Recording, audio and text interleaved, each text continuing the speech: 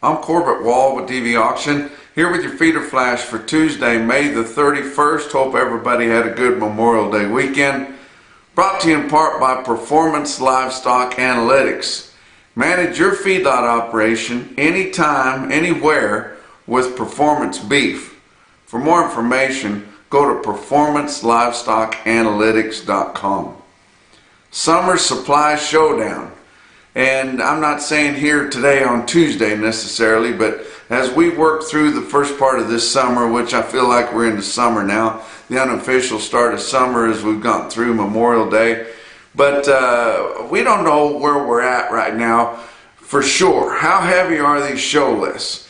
We aren't hearing any of these feedlots having trouble getting their cattle sold, getting dispersal of their show list. For the most part, we feel like that our feedlots are still pretty current on their marketing. Yes, they've lost several dollars here in the last few weeks, staying current. And packers have been aggressively buying and buying more for the 2 to 4 week delivery. This past week, we saw a lighter amount of negotiated sales than we've seen for a while. But that was figured in because we knew that they had been buying 2 to 4 week delivery cattle. Well, we're in the 2 to 4 week delivery period right now. So they're picking up those cattle. They don't need that many cattle because they, of course, have most of their needs already filled through the alternative marketing agreements. But we know that the bulk of the supply of the cattle that are on feed have been on feed more than half their term. So as we work through these cattle, and they're the calves, and so the calves are here, and we know that they're here because we saw your results of your carcass information, your actual slaughter information that came out on Thursday. It said that your average steer carcass weight was 891 pounds. 7 pounds lighter than the previous report. So we were fully into the calves 2 weeks ago. And the calves, I mean the cattle that were put on in large numbers back in the fall. But so we're in the calves, and there's going to be a lot of them to go through here for maybe 6 weeks or 2 months. And then we're going to be really tight on market ready cattle. Probably some people say it's going to be till August or after August into October before we start seeing tighter supplies of market ready cattle. But we don't feed cattle that long really. So if the numbers are heavy on the front end of what's already on feed, those cattle will be gone in a couple of months. And maybe our market will start recovering sometime in the midsummer or late August. Maybe it won't be till October, but we have slaughtered a lot of cows. We've been slaughtering a lot of cows for the last few years. So far this year, our beef cow slaughter is up over 9%, over 9.1% year to date. That is huge. Our calf buyers are getting aggressive because they can see tight numbers of yearling type cattle over the horizon. We can see that our feeder buyers are getting aggressive. They did this last week late. We saw the market kind of bottom out at the end of the previous week, and then catch all that it lost the previous week. This week was down $5 and then back up $5 according to your index. So we're on the back upswing kind of on your feeder type cattle, as our market was so good because these feeder cattle buyers, especially your guys in the northern plains and the Midwest, especially your farmer feeders, have gotten really aggressive. They've gotten their corn planted for the most part. So they may still be planting some beans, or they may be finishing up, but they've got their summer project because they feel like there's an opportunity there.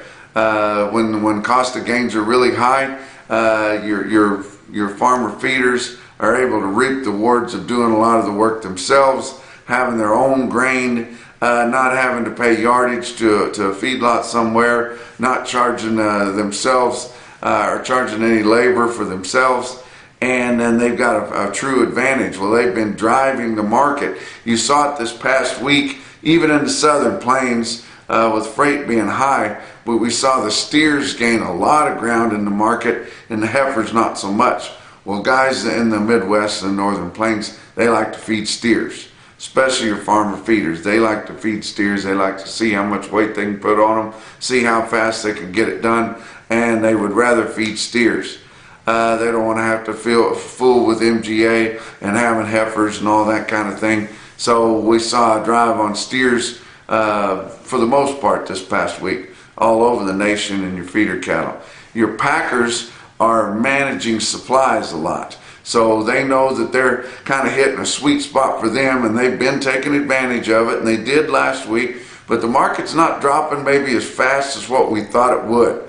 We thought it would fall completely out of bed. It hasn't yet. They're still coming in there. The regional packers are still driving the market for the best cattle, the best grading cattle, because they don't have those cattle bought up already. We're seeing the top of the price spreads not coming down that much, but the weighted average is coming down as your big four packers are buying big long strings of cattle, not quite as high in quality as what they've been used to getting and what they like to get, but buying those up at cheaper prices. But they are really maneuvering, buying a lot of cattle out front, doing a lot of things to manage supplies, because they know that the next big change is going to be tight on them to fill their needs, the packers I mean, and the market's going to get pretty good this fall. And the market on yearlings is going to get really good this fall, and the market on calves is likely to get crazy this coming fall.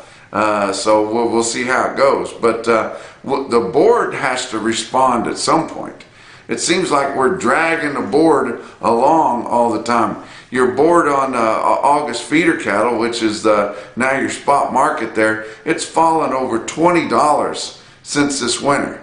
And now we're up here and it's only sitting at 166 and change. And we're selling cattle that high.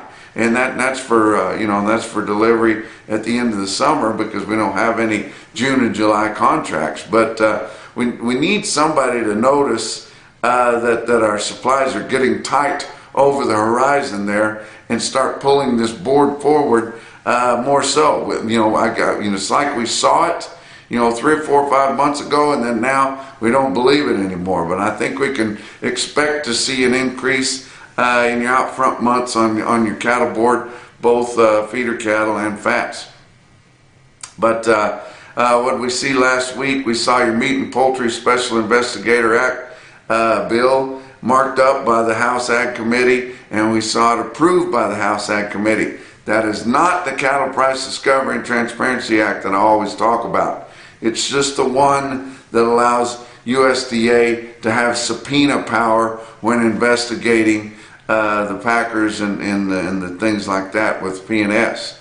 So we've been waiting on that report to come back about the investigation that they've been doing on the packers. I think this is part of it. I think they're getting that pushed through. I think they want subpoena power. I think they've found some things they want to look into. I think that your House Ag Committee chairman drug your packers into saying that they didn't collude whenever they were up under oath, which that was weird too, that he had them get under oath whenever they came and testified at that hearing here a couple of months ago. But there's a lot of things going on, but we're right here at the beginning of the summer, and that's the things that are on everybody's mind. Let's look at your board for last week. June live cattle futures.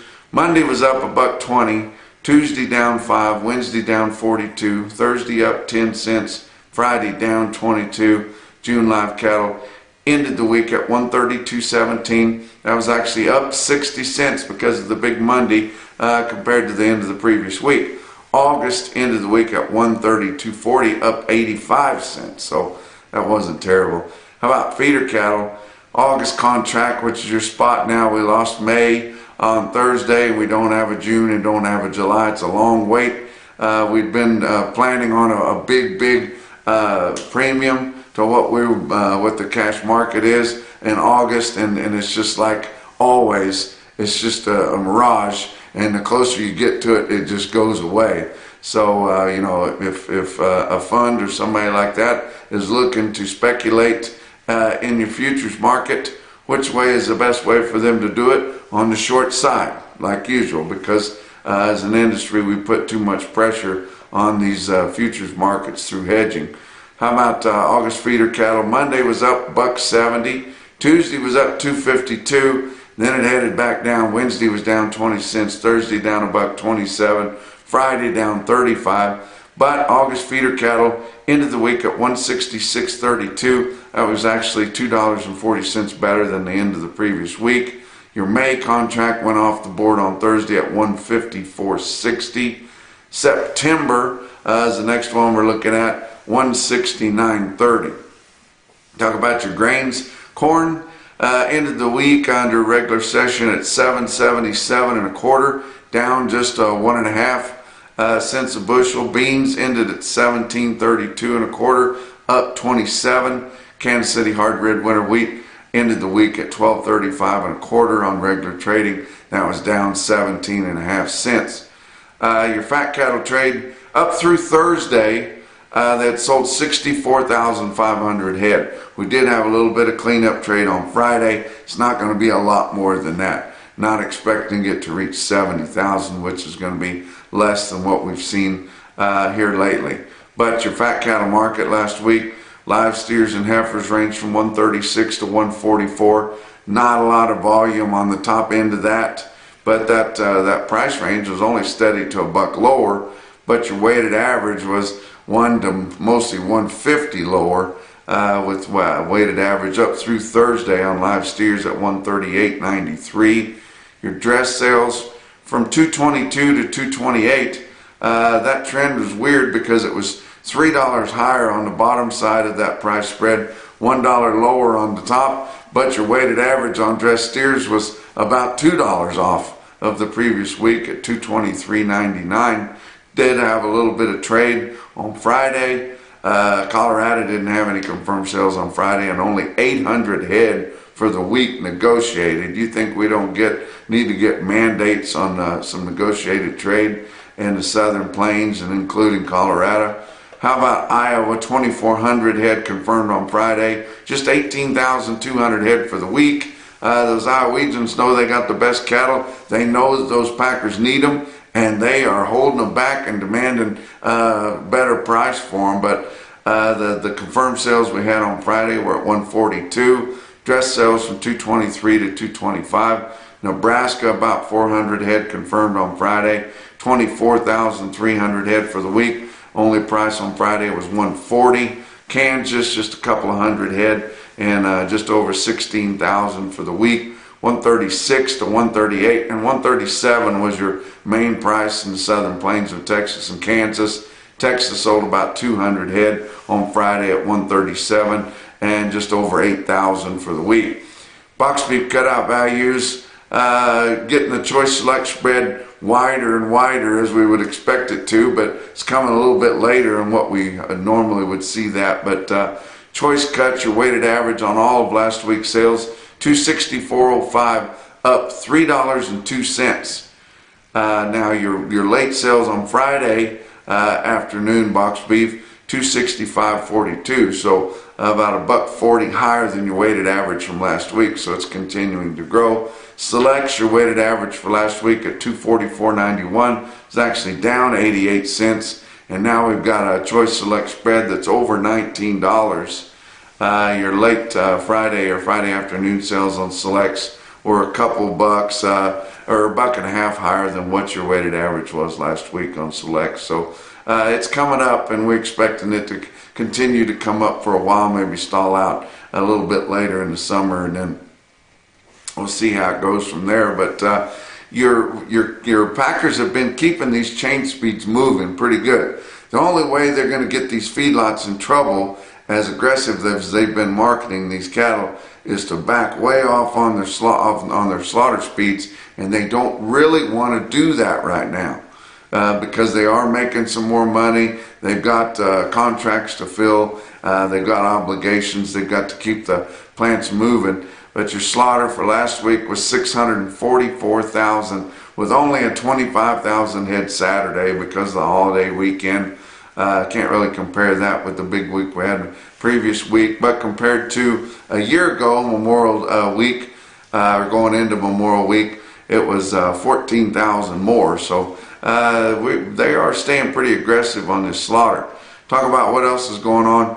Beaver County Stockyards in Beaver, Oklahoma, going to have a good run. 1,800 to 2,000 they're expecting for Tuesday. They're going to be opening the week because we really haven't had very many sales at all. Only one major sale held on Monday, feeder cattle sale, and I'm going to tell you all about it here in a minute. But 10 to 12 loads of yearlings, what Jeff Slatton told me, going to be ranging from heavyweight yearlings down to just some lighter yearlings weighing 675 to just over 7. So if you're interested in that, go on to dvauction.com and check out Beaver County Stockyards in Beaver, Oklahoma. Talk about your feeder cattle market. Your real-time index on DV Auction, as I mentioned earlier, ended the week at 155.13. That was up $5.12 for the week. The previous week, the RTI lost $5.35. So you talk about it, hitting the bottom and then coming right back. But man, we're guys getting aggressive, and especially I told you about that Fairview sale over in Illinois late last week, about how high it got. Some high sales in Kentucky. Those Eastern Corn Belt farmer feeders getting very aggressive, and it's just carrying on everywhere. But cash feeders, $4 to $8 higher late in the week, especially on steers. Heifers were not that much higher, and I told you earlier why that was. The North continues to drive the market. Not seeing a lot of calves marketed right now. If they are, they're just little odd deals and things like that. Your calves are turned out this time of year with their cows. How about the biggest sale and the only sale that we had really on Monday to speak of was Russell Livestock Market in Russell, Iowa. 6,500 head for their Memorial Day special that they have every year. You look at this market report through Cattle Market Central there, and they haven't had a sale of any size for a couple, 3 weeks. So hard to look at the trend there, but you can sure see how high the cattle sold. Look at your best tested weights. 828 head of 5-weight steers, average 549, with a weighted average price on all the 5-weight steers in Russell at 199.68. Big quote. About 1,246 head of 6-weight steers. These are all fall-born calves that they had there, guys. Not many hard yearlings. I have one quote that I'm going to give you on them, but this is what your farmer feeders like, is to get some of these fancy calves at these moderate weights and then feed them long and hard. But 1,246 head of 6-weight steer calves, average 651, with a weighted average price on all your 6-weight steers of 179.50. 701 head of 7-weight steer calves, average 746 pounds, with a weighted average price of 166.95. A couple of weight groups of heifers, 697 head of 5-weight heifer calves, average 547, with a weighted average price on all your 5-weight heifer calves of 176.78. 681 head of 6-weight heifer calves, average 639, the weighted average price of 162.74. A couple of individual quotes out of Russell. 70 head of yearling type steers, averaged 833 pounds at 163.25. That'd be a big quote for last week. But the best quote that I saw anywhere, also out of Russell there on Monday, your Ralgro top quote for the day. 51 head of fancy steer calves, weighed 550 pounds at 229.50. Wow, that's your feeder flash for Tuesday.